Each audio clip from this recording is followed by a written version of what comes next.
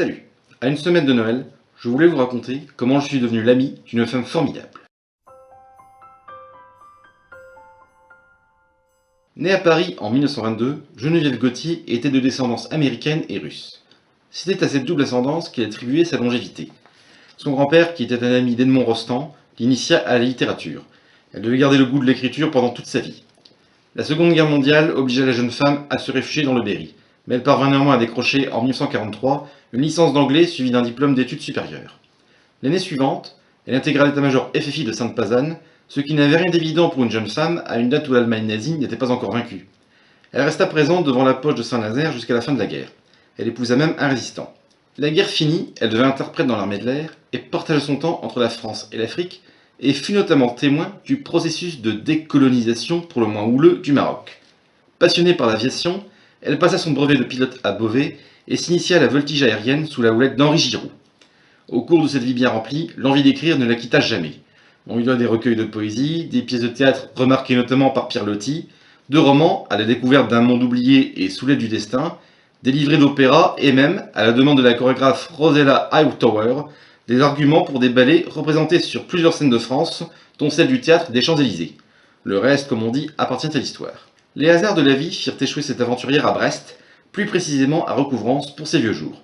En 2017, une exposition consacrée aux femmes remarquables de la rive droite mit à l'honneur, entre autres, cette nonagénaire toujours radieuse, bien que très affaiblie, dont le parcours avait de quoi impressionner vivement le public brestois. Ce fut à cette occasion que je fis sa connaissance, et je fus ébloui par son appétit de vivre resté intact à l'aube de ses 95 printemps. Elle, impressionnée par mon niveau d'études, me demanda d'être son agent littéraire, c'est-à-dire de démarcher en son nom les éditeurs pour faire publier ses écrits. Flatté et alléché par la perspective d'un petit pourcentage, ben oui, j'acceptai, et c'est ainsi que je pris en charge la promotion de ces textes, improvisant de A à Z l'exercice d'un métier qui n'était pas le mien. Je mentirais si je disais que j'obtenus beaucoup de résultats positifs. Il y en a notamment sorti un recueil de nouvelles intitulé Visage et destin au fil du temps, qui reprenait les nouvelles de Geneviève publiées sur le Graouli déchaîné et dont l'impression était assurée grâce à une campagne de financement participatif.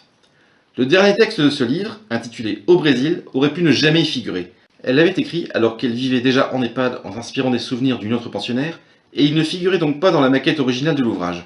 Mais Geneviève avait profité d'une de mes visites pour me le confier et me demander de l'ajouter, ce que j'exécutais d'autant plus volontiers que cet ultime écrit prouvait que son corps affaibli renfermait un esprit qui était resté des plus vifs. Elle n'était entrée en maison de retraite que 2 ans avant sa mort, et n'y avait été contrainte qu'à la suite d'un fâcheux accident. Bref, en tant qu'agent littéraire, je n'ai pas permis à Geneviève de finir ses jours dans l'or et le pourpre, mais peu importe. Je reste fier d'avoir fréquenté et soutenu cette femme d'exception. Elle nous a quittés dans la nuit du 14 au 15 août 2021. Je n'ai pas assisté à ses derniers instants, je n'ai même pas pu venir à ses obsèques, et c'est sans doute mieux ainsi. Je préfère rester sur le souvenir qu'elle m'a laissé, celle d'une femme battante, souriante et optimiste malgré les misères de l'âge, et le traumatisme d'avoir vu sa fille mourir et son fils perdre la raison. J'arrête là, je vais pleurer. À la prochaine.